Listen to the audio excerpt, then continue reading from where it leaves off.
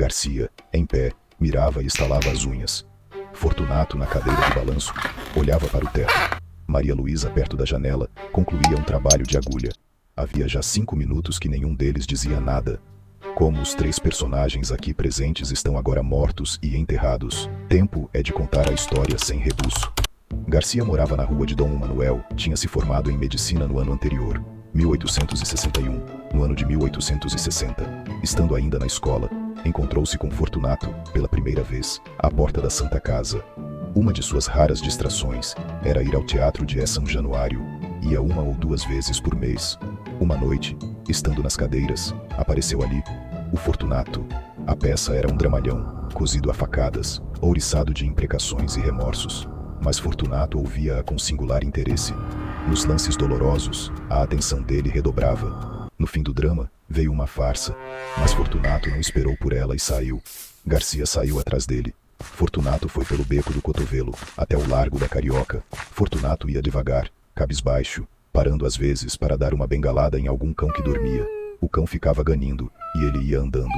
Uma noite, eram 9 horas, Garcia estava em casa, quando ouviu rumores de vozes na escada. Era um empregado do arsenal, sendo conduzido por alguns homens escada acima, ensanguentado. Deposto o ferido na cama, Garcia disse que era preciso chamar um médico. E quem apareceu era o próprio homem da Santa Casa e do teatro. Pediu às pessoas estranhas que se retirassem, pagou aos carregadores e deu as primeiras ordens. A ferida foi reconhecida grave, e durante o curativo ajudado pelo estudante, Fortunato serviu de criado, sem perturbar nada, olhando friamente para o ferido, que gemia muito. Garcia estava atônito, olhou para Fortunato e viu-o sentar-se tranquilamente, estirar as pernas, meter as mãos nas algibeiras das calças e fitar os olhos no ferido. Fortunato saiu pouco antes de 1 hora. Voltou nos dias seguintes, mas a cura fez-se depressa e, antes de concluída, desapareceu, sem dizer ao obsequiado onde morava. Tempos depois, Garcia já estava formado e encontrou Fortunato em uma gôndola, e a frequência dos encontros trouxe a familiaridade, onde convidou Garcia para visitá-lo em sua casa e conhecer sua esposa. A figura dele não mudará, as feições não eram mais atraentes que dantes. Maria Luísa é que possuía ambos os feitiços. Era esbelta, airosa, olhos meigos e submissos. Tinha 25 anos e parecia não passar de 19. Um dia, estando os 3 juntos, perguntou Garcia a Maria Luísa se tinha notícia das circunstâncias em que ele conhecera o marido. Fortunato sacudiu os ombros, mas não ouvia com indiferença. Fortunato, assim, concluiu dizendo que algum dia irá fundar uma casa de saúde. Garcia recusou nesse e no dia seguinte. Mas a ideia tinha se metido na cabeça, e não foi possível recuar mais. O plano fez-se, e cumpriu-se depressa. Aberta a casa, foi o próprio Fortunato, o próprio administrador e chefe de enfermagem. Garcia pôde então observar que a dedicação ao ferido da rua Dom Manuel não era um caso fortuito, mas assentava na própria natureza deste homem. Garcia tornou-se familiar na casa de Fortunato. Ali jantava quase todos os dias, onde observava a pessoa de Maria Luísa. Garcia começou a sentir que alguma coisa o agitava, quando ela aparecia, ou quando falava, deixando o amor entrar no coração. Quando deu por ele, quis contar, mas não pode apenas trancá-lo. No começo de outubro, Fortunato começou a estudar a anatomia e a fisiologia, e ocupava-se nas horas vagas em rasgar e envenenar animais. Como os guinchos dos animais atordoavam os doentes, mudou o laboratório para casa, e a mulher, completamente nervosa, teve de o sofrer. 2 dias depois, Garcia apareceu para jantar. Disseram-lhe que Fortunato estava no gabinete. Ia chegando à porta, no momento em que Maria Luísa saia aflita gritando "O rato!" E foi quando Garcia lembrou-se que na véspera ouviu Fortunato queixar-se de um rato, mas estava longe de esperar o que viu. Viu Fortunato sentado à mesa, e sobre a qual pusera um prato com espírito de vinho. O líquido flamejava.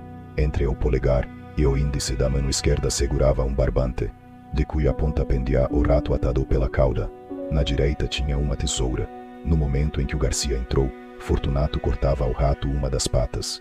Em seguida, desceu o infeliz até a chama, rápido, para não matá-lo, e dispôs-se a fazer o mesmo à terceira. E com um sorriso único, reflexo de alma satisfeita, Fortunato cortou a terceira pata ao rato, e fez pela terceira vez o mesmo movimento, até a chama. Garcia desviou os olhos, depois voltou-os novamente. Faltava cortar a última pata. Fortunato cortou-a muito devagar, acompanhando a tesoura com os olhos. A pata caiu, e ele ficou olhando para o rato, meio cadáver. Quando Maria Luísa voltou ao gabinete, o marido foi até ela rindo, pegou-lhe nas mãos e a chamou de fracalhona. Pouco tempo depois, foram jantar, mas o jantar não foi alegre. Maria Luísa cismava e tossia.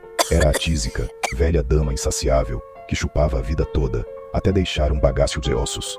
Nos últimos dias, Fortunato não a deixou mais sozinha, fitou o olho baço e frio naquela decomposição lenta e dolorosa da vida, devorada de febre e minada de morte. De noite, ficaram na sala Garcia e Fortunato, velando o cadáver, ambos pensativos, mas o próprio marido estava fatigado. O médico disse ao Fortunato para que repousasse um pouco. Até que se levantou e voltou à sala. Chegando à porta, ficou assombrado. Garcia tinha se chegado ao cadáver, onde levantou o lenço e contemplara por alguns instantes as feições defuntas. Depois inclinou-se e beijou-a na testa. Foi nesse momento que Fortunato chegou à porta. Não tinha ciúmes, note-se. A natureza compôs-lo de maneira que lhe não deu ciúmes nem inveja, mas dera-lhe vaidade, que não é menos cativa ao ressentimento. O beijo rebentou em soluços, e os olhos não puderam conter as lágrimas, que vieram em borbotões, lágrimas de amor calado e irremediável desespero. Fortunato, à porta, onde ficou, saboreou tranquilo essa explosão de dor moral, que foi longa, muito longa, deliciosamente longa.